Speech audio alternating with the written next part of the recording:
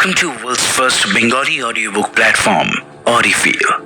আজকে আপনারা শুনছেন ডেল কার্নেগির লেখা how to win friends and influence পিপলের একটি সুন্দর Bangla audio book. How to win friends and influence people audio বুকে আমরা শিখব কিভাবে মানুষের সাথে মানুষের মতো আচরণ করতে হয়, তাদের আপনার চিন্তাধারায় আনতে হয় এবং একজন নেতা হতে হয়। লেখক ডেল কার্নেগির লেখা how to win friends and influence people বইটি মানুষের সাথে আচরণ করার শিল্প প্রদান করে। এই বইটি থেকে শিখবেন যে আমরা যদি আরো ভালো জীবনযাপন করতে চাই তবে আমাদের অবশ্যই শোনার, কথা বলার এবং শেখার শিল্প বিকাশ করতে হবে।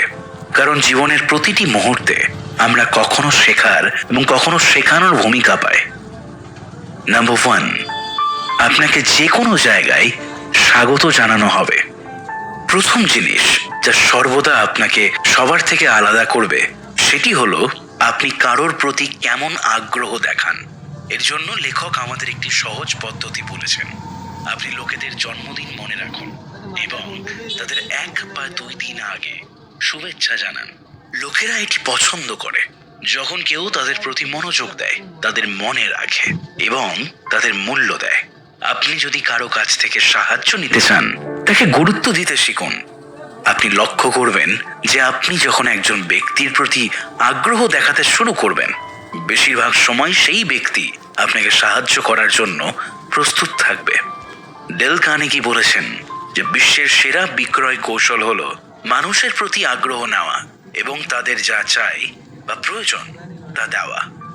নাম্বার 2, একটি ভালো প্রথম ছাপ তৈরি করার একটি সহজ উপায়। আপনার কাজ সব সময় আপনার কথার চেয়ে জোরে কথা বলে। আপনার হাসি অন্য ব্যক্তিকে বলে যে আপনি তাকে পছন্দ করেন এবং আপনি তার সাথে দেখা করে খুশি।